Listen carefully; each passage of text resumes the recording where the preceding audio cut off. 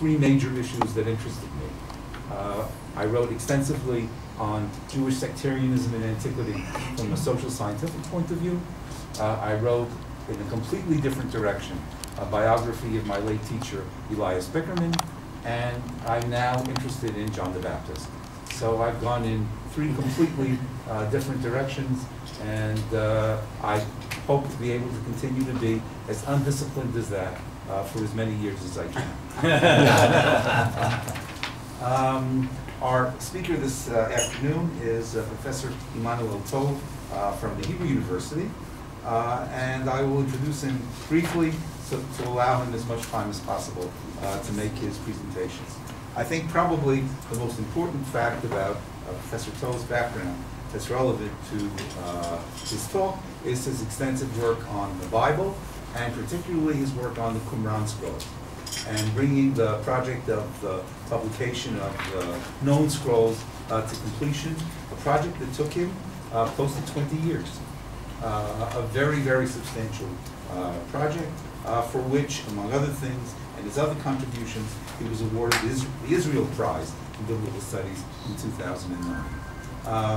If I would to start to mention his different publications, there will be no time left for him to speak. So, Professor Toth, please.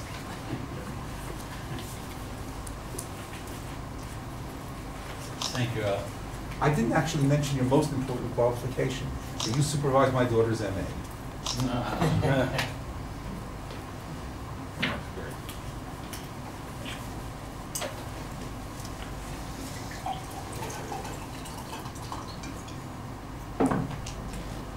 I take the title of our symposium very seriously, as you will hear, the continuity of the prophetic genius of Isaiah. And I talk about what was going on after the book had been completed.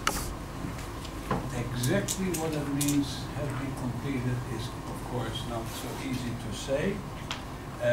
But in my view, at one point, there was a single copy of the book after it had gone through processes of literary development, and that copy was being transmitted from generation to generation. We call that textual transmission. At that point, there were scribes and translators, and this was probably one of the most influential books of the Hebrew Bible. Not every book was edited in the Hebrew Bible, but I believe this one was edited, as you actually heard from several of the lectures this morning. When the book was finalized, the textual transmission and exegesis started. As we see this from texts like the Dead Sea Scrolls, as we see this from the ancient translations, in particular from the Septuagint, and also from the Psharim, the sectarian commentaries of the prophetic and psalmic books. And it's interesting, but I think these Psharim have not yet even been mentioned until this very moment. So I will say some words about them as well. The Isaiah scroll, as well as the translation of Psharim, included exegesis of Isaiah, sometimes haphazard, sometimes there's a certain line that you can see. For example, the actualizing exegesis that we see in the Psharim as well as in the New Testament and in the Septuagint. Now, I found the name of this symposium, Continuity of the Prophetic Genus of Isaiah, as formulated by our chairman, Professor Charles, was very challenging. And basically, I'd actually never thought about an idea like this. And the way I interpret this mission, or interpret our mission, is that maybe I do it wrongly, but the way I understand is that in the generations after Isaiah, the elevated ideas of the prophets continued to influence scribes, translators, and those who wrote Sharim. The words of Isaiah were then continuously reinterpreted, and these scribe translators and Sharim writers felt as if they were inspired by the prophet. And in this way, the ideas of Isaiah continue to live and to relive. In the case of the New Testament, the prophet Isaiah made much influence on the writers of the New Testament, and in this case in the Greek language. You all know the term Christos, Christ, which came directly from the Septuagint, not from the Hebrew Bible. You all know the story, which was actually mentioned earlier by Professor Charlesworth, the story of the virgin birth. This comes from the term that a translator chose, namely, he chose to translate the word alma by parthenos, virgin. There's miles of exegesis on this, but I put this in a simple way, in the way I understand this. And so if this understanding is correct, it is the Septuagint, the ancient Greek Jewish translation, that had a major influence on the development of Christianity.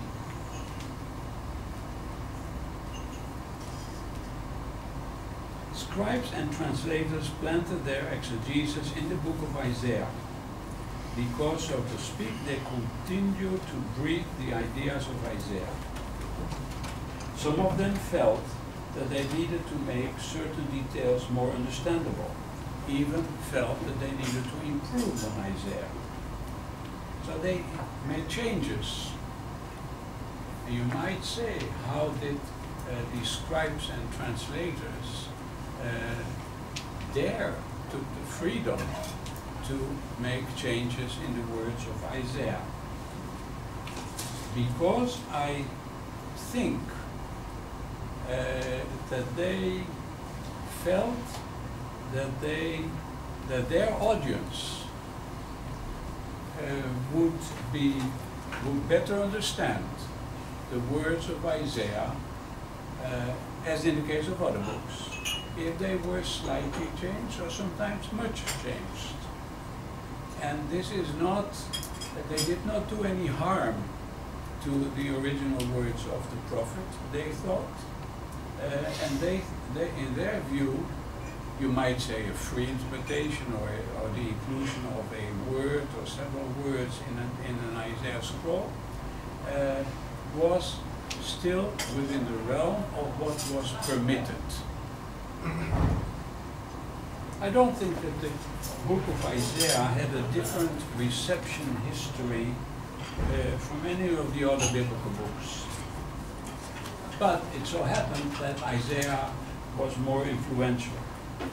And that's why exegesis of Isaiah is more prevalent than that of the other books.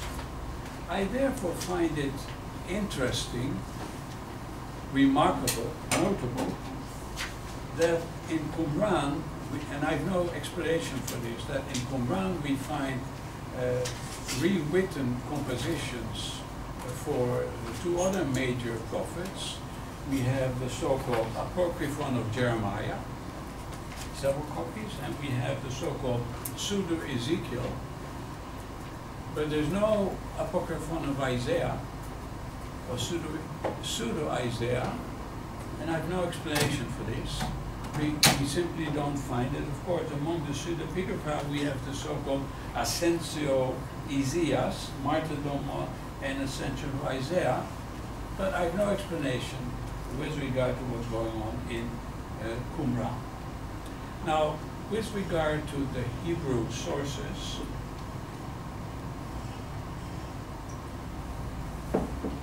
I find exegesis in all the witnesses that I know, in particular from Qumran, or mainly from Qumran, of course, because we have no Hebrew sources outside of Qumran. There's no Samaritan Pentateuch, no Samaritan version of Isaiah, etc. But you should know that in the Masoretic text itself, I do not find much of it. Now, on the one hand, how could you find exegesis of an original text in Isaiah in a Masoretic text? It's a theoretical question. Only if the Masoretic text were to differ from the Isaiah scroll, and if you would say the Isaiah scroll is more original. There's other cases in which you may suspect subsequent exegesis by scribes, but they cannot be found. But there's room for more. There's room for more study on this, and I should say I've not worked in so many words on the historical chapters, and there we would probably find some. Yes. Was there more than one Isaiah? It's not a new question at this meeting. Is there evidence from Qumran? I don't have to introduce this question, and you all are kindly asked to fill in the questionnaire that I presume Jim Charlesworth has proposed.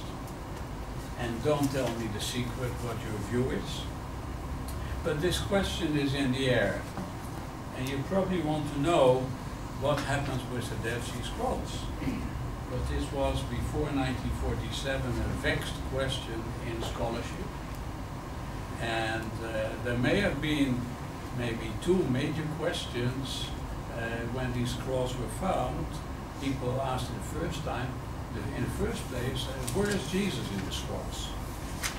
And scholars and the public at large are still looking for it.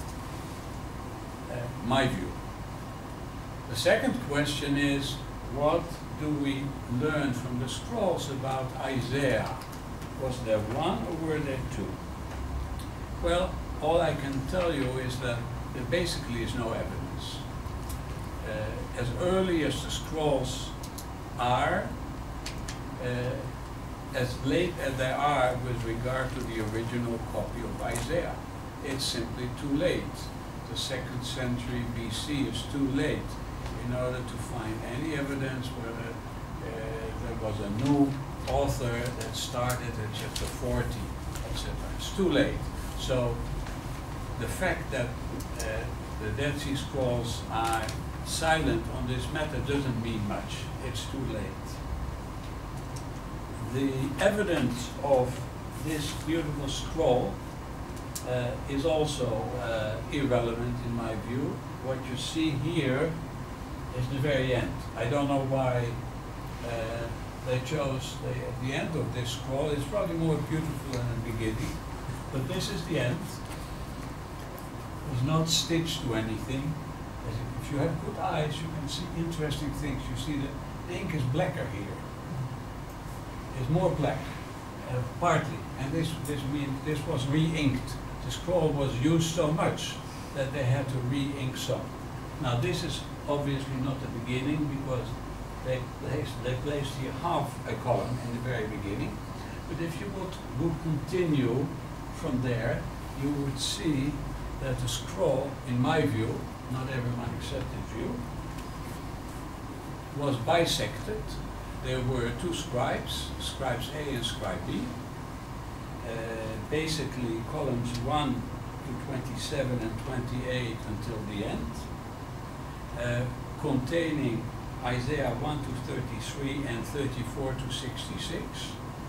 And very interesting, the scribe A completed in column 27, not at the very end, but 3 lines before the end.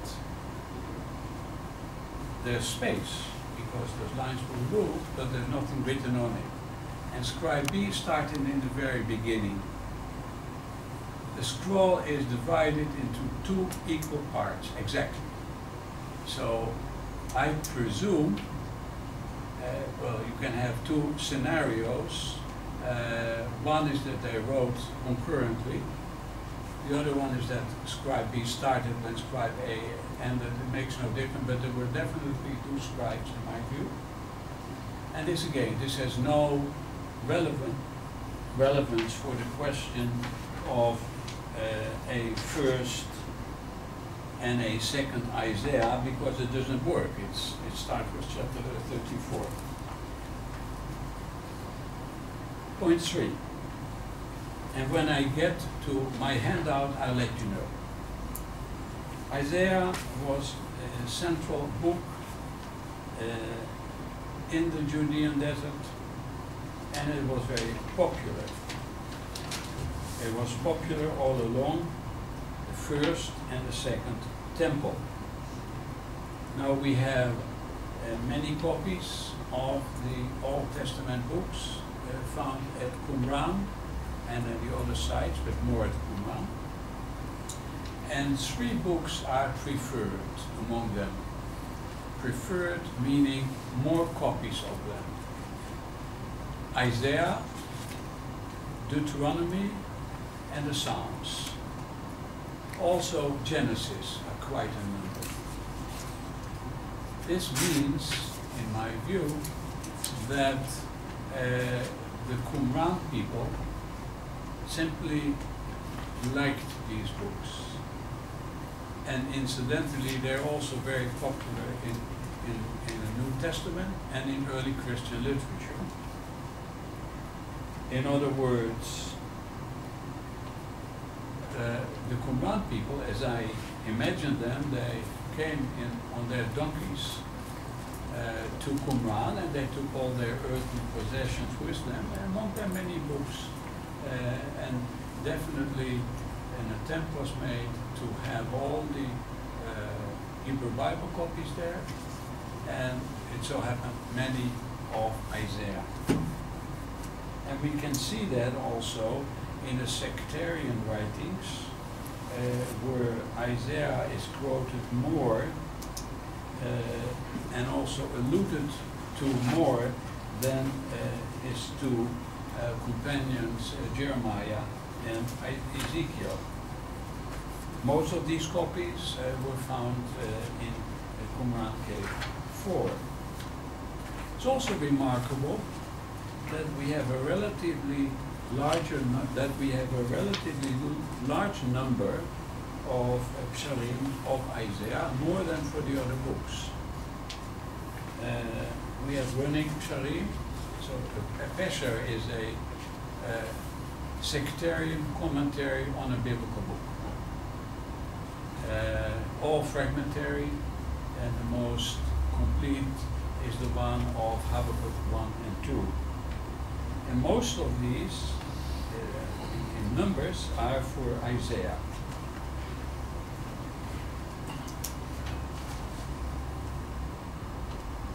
You will see, and here I come to my handout, and when I come to a handout, I simply, the more technical parts I put there so you can read them together with me. Some of the central ideas and terms of the Qumran sect are borrowed from Isaiah. Thus, the enemies of the Qumran community in Jerusalem are often named scoffers, anshe latzon. For example, in 4q Pesher, Isaiah B, where the harsh words of Isaiah were applied to the enemies of the community, here named scoffers. The prophet Isaiah speaks ill about those who are in pursuit of strong drinks and who feast the whole day and they do not regard the deeds of the Lord. The pesher applied to these words says in simple terms, these are the men of scoffing who are in Jerusalem. Those are they who have rejected the law of the Lord, and they have despised the word of the Holy One of Israel. Notably, the term anshe latzon occurs only twice in Scripture, once in Isaiah and once in Proverbs. In Isaiah, the text uses this phrase in conjunction with Jerusalem. Therefore hear the word of the Lord, you scoffers who rule this people in Jerusalem. And therefore the pesher undoubtedly quotes this verse because it speaks about both scoffers and Jerusalem. A few lines later, the pesher uses the exact same phrase explaining Isaiah 5. I now turn to the textual tradition of Isaiah and the original text of that book. The first paragraphs of this study focus on exegetical elements included among the textual variants and in translations, and we therefore need to say something about these variants. No handout. A variant is any detail in a Hebrew scroll or an ancient translation differing from the traditional text of Hebrew scriptures, usually named the Masoretic text. My working hypothesis is that at one time there existed a single book of Isaiah that may be considered the original text of the book, from which all subsequent versions derived. This original text was preceded by earlier formulations, such as a copy of Isaiah 1-35. No parallel editions of Isaiah are known, and the differences between the textual witnesses are relatively small. The Septuagint translation, in Greek, differs much from MT, but most of its deviations probably reflect the translator's intentions. Accordingly, ultimately, the Septuagint has been translated from a text like the Masoretic text. When I say Masoretic text, even if this is a technical term for you, just think that the Masoretic text is our Hebrew Bible of today. That goes back 2,000 years at least, which is more or less identical to your English translations, JPS, NRSV, etc.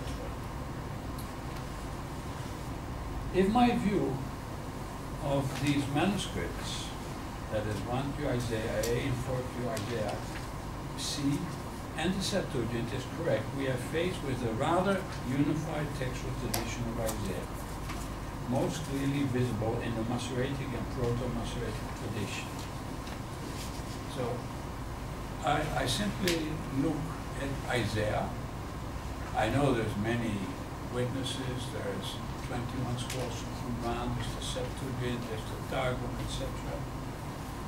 But if we study all of these, and they're rather close together, it may be hard for you to believe because you see all these differences mentioned, but they're rather close.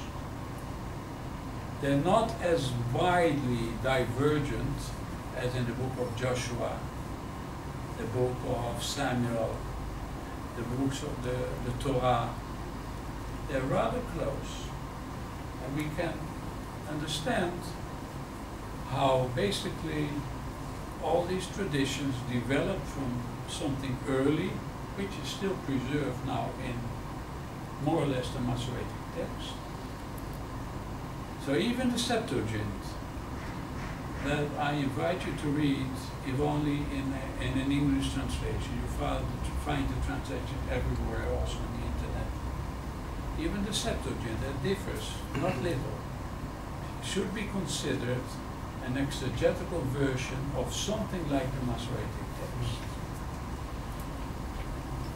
I now turn to the exegetical elements in the Qumran Hebrew manuscripts.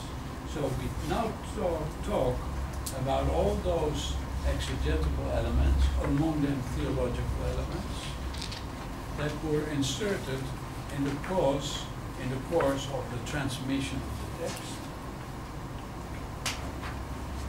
I might remind you that theology is but a part of exegesis.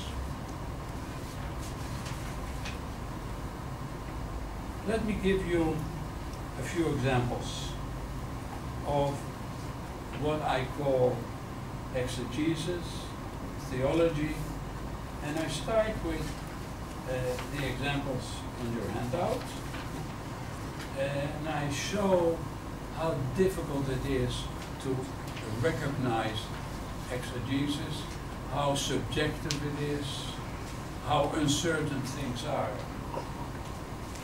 Isaiah 53:11 may well reflect theological exegesis, but at the same time, it's not certain that this verse reflects a variant at all. Shalom Paul, who wrote a very fine commentary on 2nd Isaiah, he reads this text. Now, you look please in the text as it is on your handout. He reads this text as Me'amal nafsho yir'eh, which he reads as yir'eh, yizba. Because of his anguish he shall be sated and saturated with light. Noting that the objects of the two verbs are implied, namely light and days. That is, these two objects were in the prophet's mind without being stated. At the same time, some sources explicitly added the object of the first verb as light, which should thus be taken as a textual variant. So if you take the word me'amal nafsho yir'eh, a commentator today may say, will see, or this is often explained as will be saturated, yir'eh, with light. So in his mind, the commentator says, okay, we added with light. But at the same time, you read ancient variants, such as I have listed here, where the word light is actually found in the text, and we call that a variant. And the Septuagint read the vowels of yir'eh, not as yir'eh, he shall see, but as yar'eh, he shall show. In my view, the Hebrew word or developed as a light as a secondary variant in the mentioned Qumran manuscripts, on one of which the Septuagint may have been based. Or a second example for these difficulties, 37:13. Where is the king of Hamath, the king of Arpad, the king of the city of Sfarbaim, the king of Hena, or the king of Iba? The Isaiah scroll has here as a plus, and where is the king of Samaria? One could easily be tempted into thinking that the gifted scribe of this scroll applied historical exegesis to this verse. He could have realized that the events depicted in these verses took place after the fall of Samaria, and that therefore that city should be included in this list of the kings who were unable to resist the force of the Assyrians.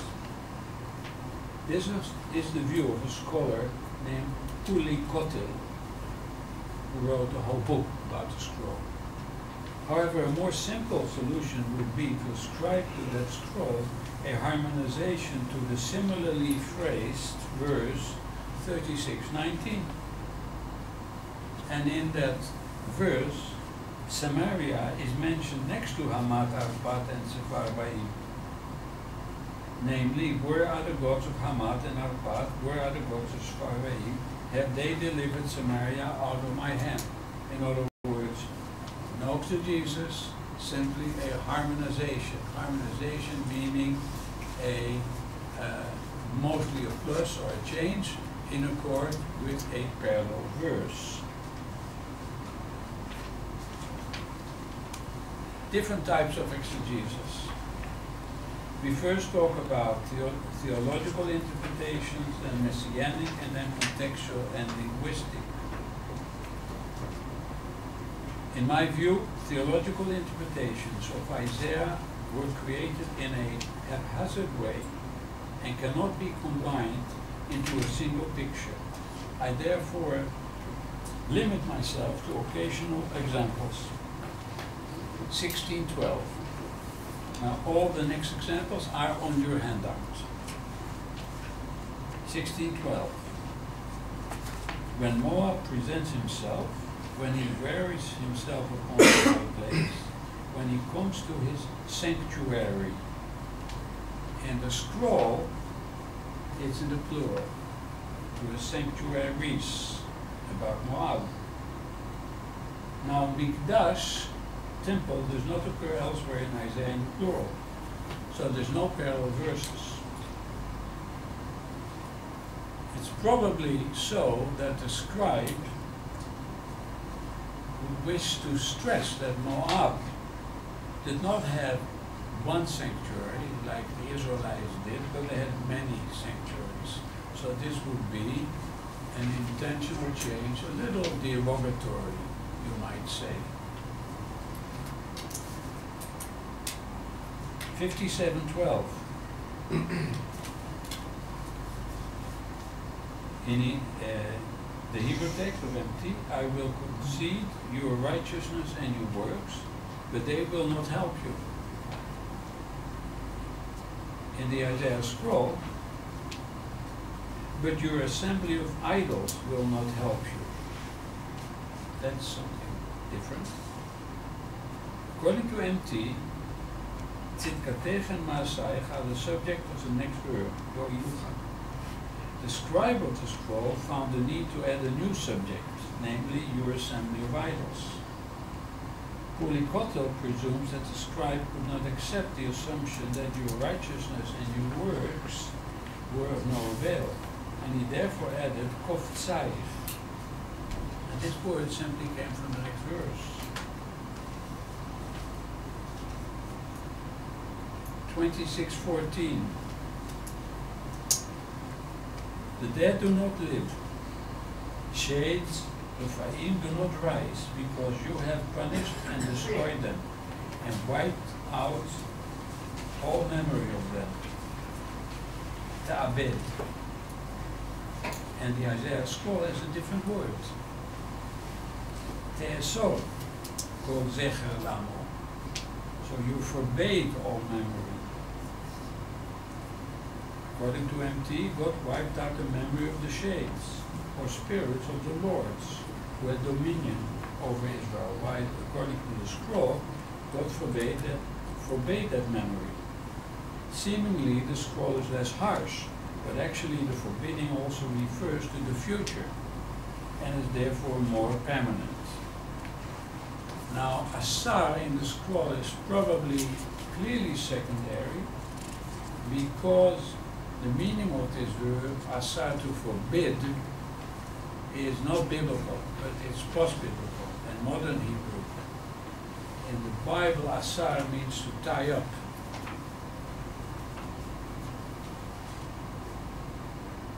In 1955, already, so that's not so long after the publication of the scrolls, of the Isaiah scroll, already Rubinstein showed interest in the theological aspects of these various readings. Next example, 14:5-7.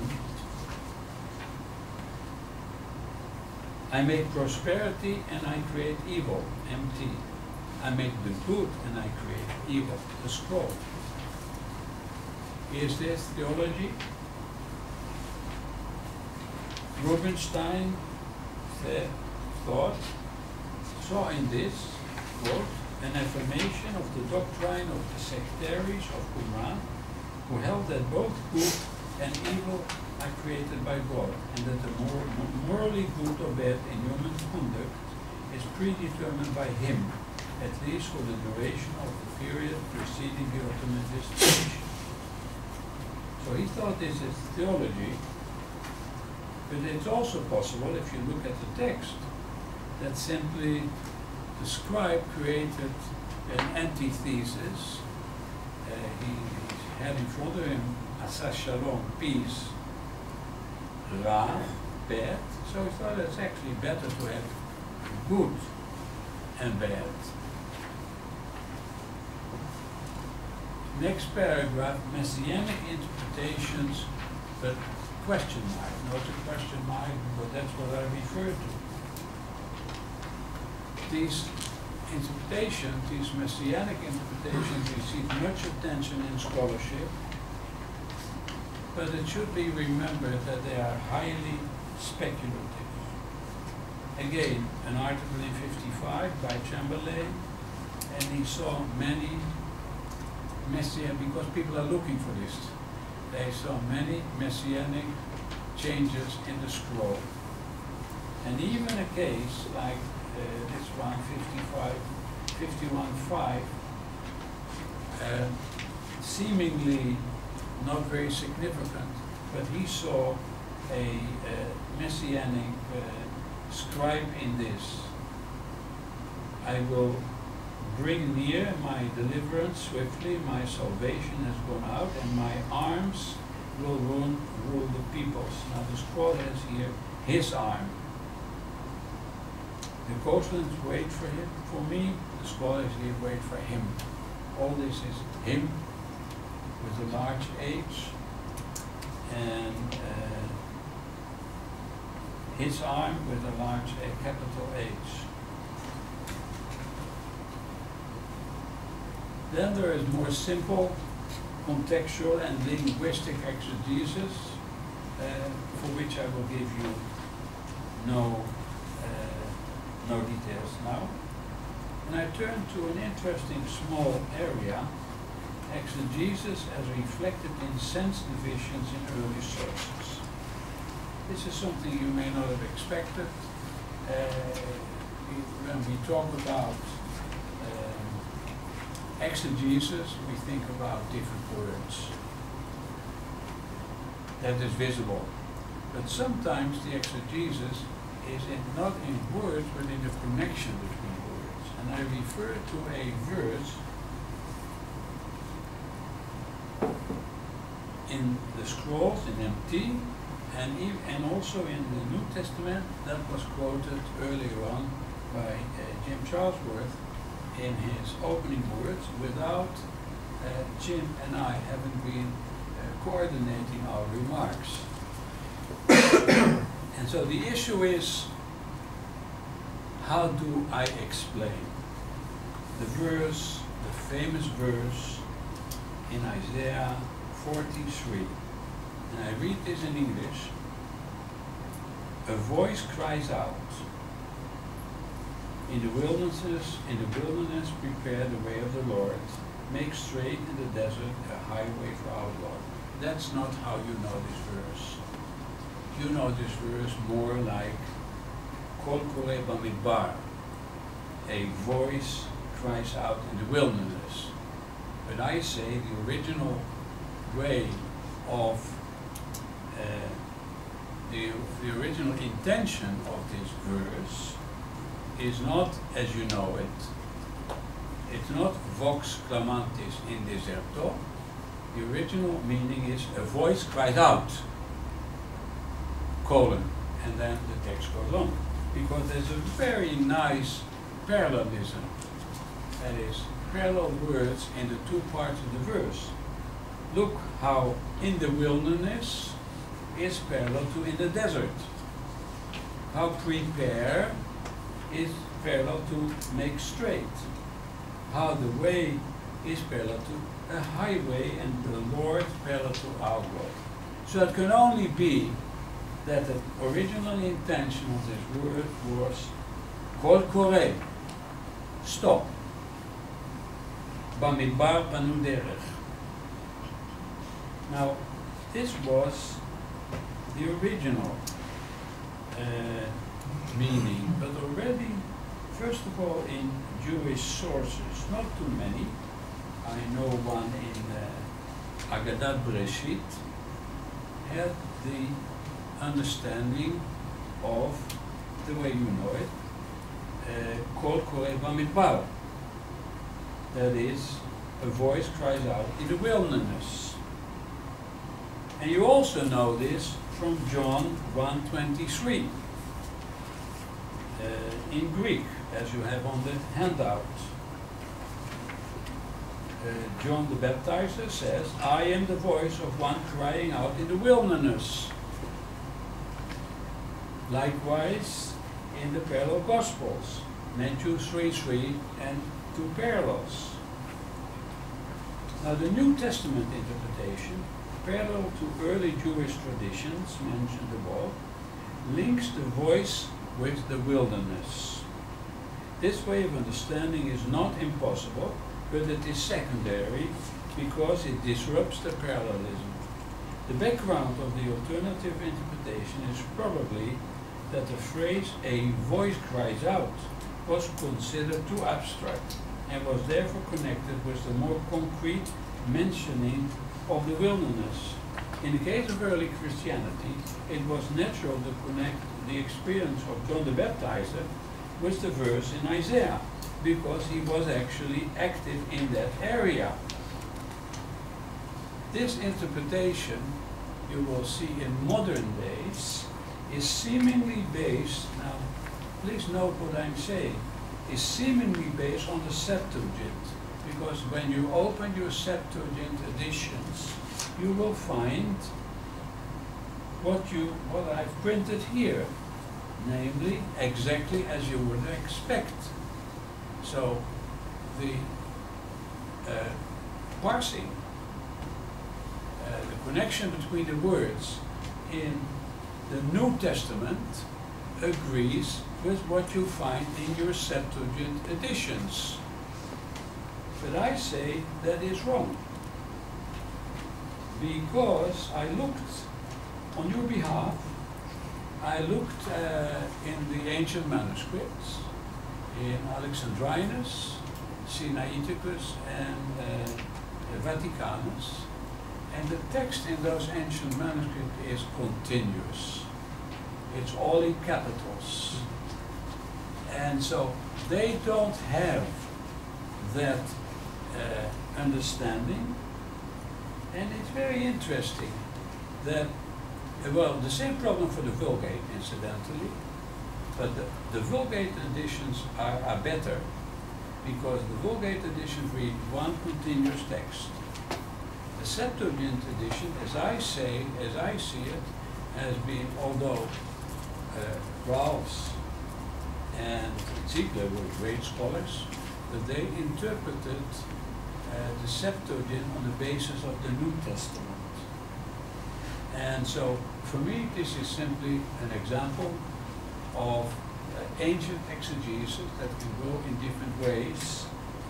And if you, some of you from America may know that the motto of Dartmouth College, founded in 1769, is Vox clamantis in deserto. So they go in the same way.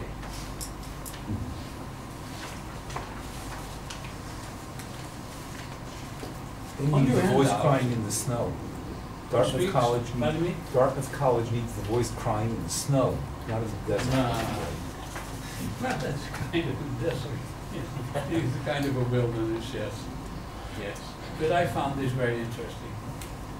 Because I don't know the mottos of all these colleges by heart, but I found this in the modern way through the internet. Now you find next on your handout a long passage in small letters. I have there given you the internal division of a long continuous text. Chapter 8:1, that was quoted also earlier today, so basically all of chapter 8 and the beginning of chapter 9 in the Isaiah scroll. So this is not the Masoretic text.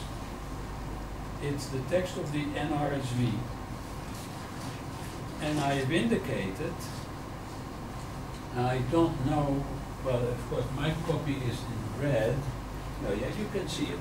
I've indicated with capital letters a P and an S. And a P, and I've tried to mimic the way it is written in the scroll. So P, that would be in Hebrew ptucha, that's an open paragraph, or we might say that's a paragraph in our modern parlance. And an S, as you see sometimes, that's a closed paragraph, that is a subdivision of a paragraph. So what you have here, and you probably want to study this more in detail at home, what you have here is the way the text of the Isaiah scroll is subdivided by its scribe. And the interesting point is that it differs from what we have, it differs in details from what we have in the Masoretic text, and it even differs from the chapter division as you have it in all your editions. And basically I would say I've chosen this chapter because it has more subdivisions than most other chapters in the Isaiah scroll or the Masoretic text, you might say. And if you follow me, then you see there's different paragraphs, and they reflect more or less different prophecies. So the first prophecy of Maher Shalal Chashbaz in verses 1 to 4 ends in a natural way with an open paragraph in the scroll. And when I say open paragraph, I mean it was not written to connect. No, it's getting to be close. It's getting to be close to the end of the time. So I'm just telling you. When I say open paragraph, it's like here. So in that case, I will not give more details, and you will have to study this yourself. But let me give you one nice example on your handout. That is in under the table. You see I have printed verses 12 and 13. The Masoretic text, and you can also, let me see, yeah, look it up in the table itself. Do not, so I read from the text, do not call conspiracy all that this people calls conspiracy, and do not fear what it fears, or be in dread. Now that's the end of verse 12 in the Masoretic text, but the scroll said, or be in dread of the Lord of hosts. So it makes a wrong connection, and it continues, him you shall regard as holy. This I consider a mistake by the scribe who wrongly interprets his connection. You should also know, as you can see in the long chart, the long table, that chapter 9, which is for us a new beginning, it's a new chapter.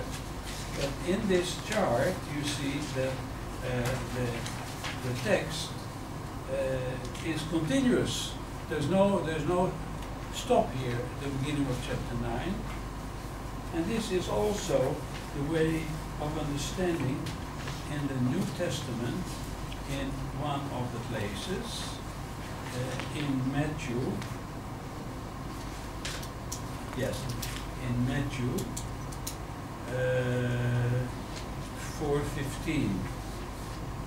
And you should all know that the division into chapters is a late one, it's a medieval one, so basically it should cause no surprise. And if I talk about surprise, I should say that I surprised myself because I see that I interpreted my watch wrongly, Mr. Chairman. I thought that we until a complete hour, but we only half the hour. So this requires me to jump to the Septuagint, and I have time maybe to give one or two examples. In the Septuagint of Isaiah 9:11, which is probably the next example, yeah. Isaiah 9:11. This is a good example of actualizing exegesis in the Septuagint. It's a very major thing what happens here, because the prophet speaks about the enemies of the prophet Isaiah of the early times. And these enemies were Aram in the east and the Philistines from the west. Now you have something different in the Septuagint. This is a very important case to understand how the Septuagint translator acted, because he translated this to Syria, which is different from his usual translation of Aram, and the Greek, well, that's completely different. So he translated he transferred the concepts of the prophet Isaiah to the concepts of his time, and so these were basically the Hellenistic empires on both sides of the land. I think this doesn't leave me any more time, but it will be in print to continue and describe the exegesis of the Septuagint, of the Targum, not even of the Psharim, on which I have quite a few things to say. It's all in your handout, and you can read it at home, but I kindly ask you not to quote from it, because it's work in progress. And let me just summarize. In the last paragraph, we discussed the actualizing exegesis of the Psharim, which runs parallel to several types of exegesis of the New Testament and the Septuagint. Exegesis of Isaiah is an integral part of the reception history of that book. It is individual, subjective, and haphazard, as it reflects the exegesis of one or more individuals who probably consider themselves inspired by the genius of the prophet himself. Similar exegesis is reflected in the ancient translations, foremost in the Septuagint, as well as in variants such as are contained in the Dead Sea Scrolls. When dealing with such a vast area, I can only give examples. I can only point to tendencies in the reception history. Isaiah is a central book within the Hebrew Bible, and it continued to be so also when the book had been completed. The exegesis of the book started when its literary composition had been completed, and it is reflected in all textual witnesses, but much less so in the Masoretic text that was transmitted carefully. None of these witnesses give evidence of an earlier stage of the composition history in which the books of a second Isaiah were added to those of Isaiah, son of Amos. Thank you.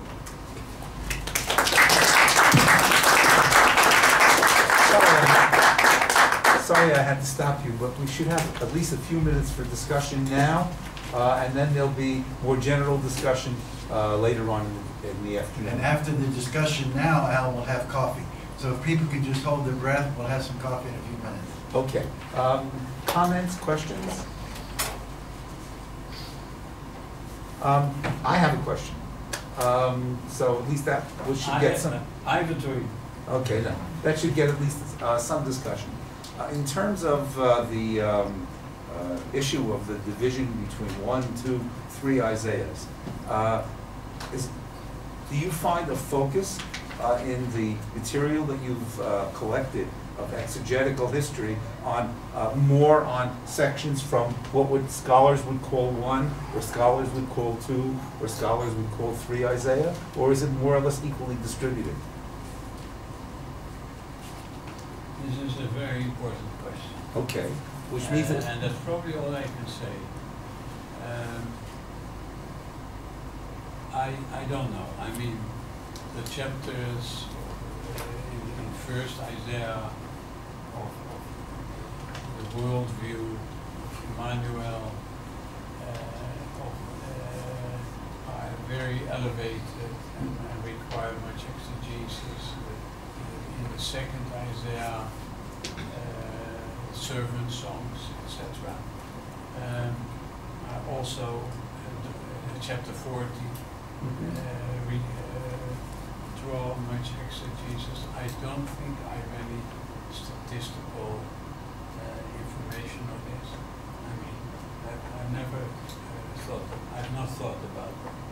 I have thought about the first and the second scribes of the book, where more happens in the second part, but that was a different scribe. Very interesting. Good. I'll think. Yeah. Okay. Other questions, comments? Please. Stand up, please, so we'll all hear you. There are some Targumim founded in Qumran. In Qumran writings, there are some Targums also. Targum Leviticus or Hiob. Can you compare these Targumim with Pesharim, these similarities and differences between them? Well, you may not have found a good lecture today, because I have not compared the Targumim with the Psharim. And that too is an interesting question. What they have in common is that they both have actualizing exegesis. But your question is a very general one. I mean, I've given some examples of, I've given some examples of exegesis, of actualizing exegesis in the Septuagint, Psharim, New Testament. I mean, take the Song of Songs, right? In the Targum, which is one big piece of actualizing exegesis.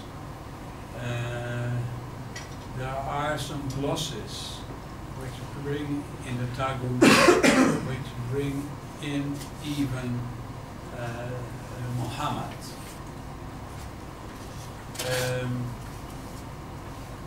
Now, but there's nothing like, I mean, I know the Targum quite well, but there's nothing like a tendentious exegesis that you have in the Psharim. You have that very clearly also in the New Testament. So if you would say the New Testament and Psharim, they run parallel. Both are tendentious. So they would be closer together than the Targumim. But I'm sure that if we make more detailed analysis, we'll find more of the same in the Psharim and the Targumim. And you mentioned the Targumim.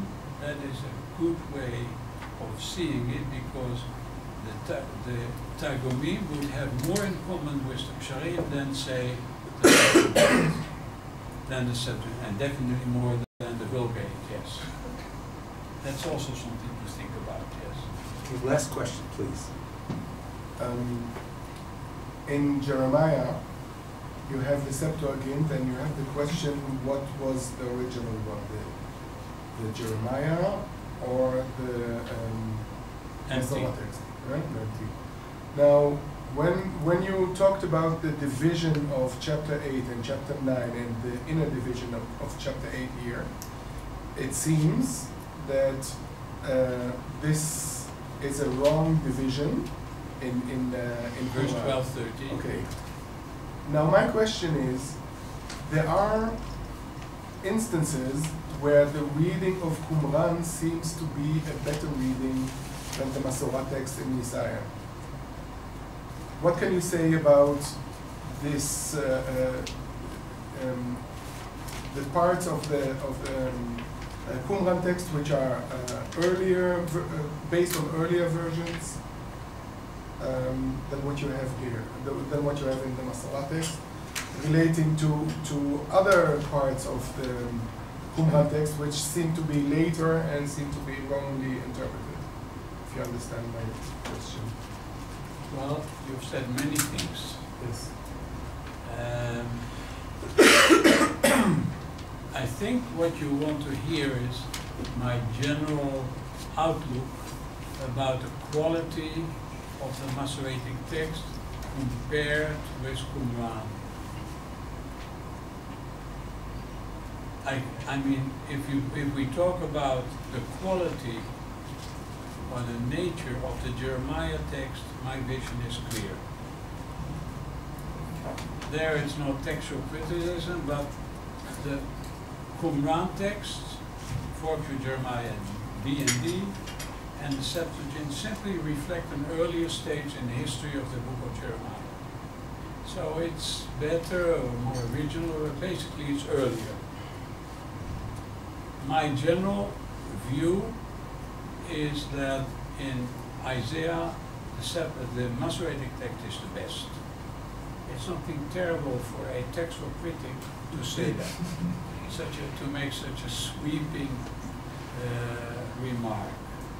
It's something that Professor Butcher, the late Professor Butcher, didn't like, the Isaiah scroll. That's why he wrote a complete book on it. And he considered it as a bad and vulgar copy. That doesn't mean that the Isaiah scroll did not have some gems. Imiuchat Eichem Kashanim, chapter 1. The Isaiah scroll has Kashani, which is better. Here and there, I don't know percentage, maybe less than 1%. The Isaiah scroll is better than the Masoretic text. Now, don't take this as a judgment that helps you to put all the textual evidence aside. This is the case in Isaiah. But I'm sure I've not illustrated all the aspects of your wise remark. Just in a nutshell.